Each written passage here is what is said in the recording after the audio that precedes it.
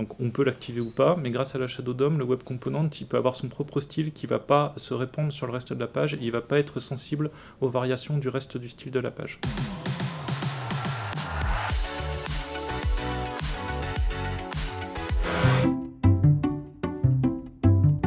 On a un mouvement sur les frameworks JS qui a un retour à une certaine simplicité. Donc on a des frameworks style Vue, React, Angular qui permettent de faire des applications complexes, mais qui apportent avec eux-mêmes une complexité pour traiter ces applications-là. Mais on a de nouveaux frameworks qui arrivent quand on va faire des choses plus simples, du style HTMX ou autres, qui eux se mixent bien avec les web components. Donc c'est des frameworks qui sont plus tournés autour du HTML lui-même et des composants du HTML, et qui permettent de définir des pages comme on le faisait finalement au début des années 2000, mais tout en profitant de plus d'interactivité. Donc les web components, je trouve que c'est une stratégie qui se marie vraiment bien avec ce genre d'éléments. Donc par exemple, quand on n'a que quelques pages simples à faire, ça va beaucoup plus vite que de démarrer toute une application en vue. On initie les web components et les éléments, et on peut créer directement une page rapide d'accès.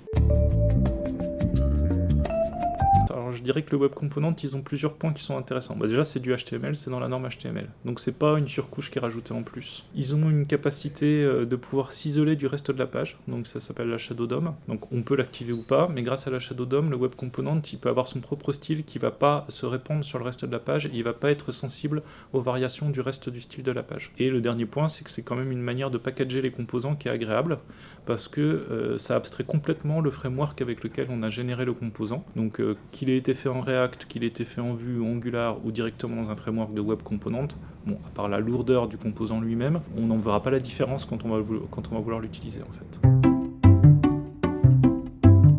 Alors, les web components, ils sont utilisés au sein de EasyAP4 pour pouvoir customiser, pour pouvoir personnaliser l'affichage de certains types de formulaires. Donc, si typiquement, je prends un cas concret, si dans votre formulaire vous utilisez un bloc d'adresse régulièrement, donc avec rue, numéro de rue, etc., eh bien, on est capable de créer, en se basant sur un des types préexistants, de créer ce type particulier, et c'est la technologie Web Component qu'on utilise derrière. Donc vous allez demander soit à vos développeurs internes, soit à un développeur d'Anakin de créer ce nouveau type d'élément, et il va créer un Web Component avec sa technologie préférée, et il va pouvoir être intégré ensuite dans EasyAP4, et il apparaîtra dans les formulaires.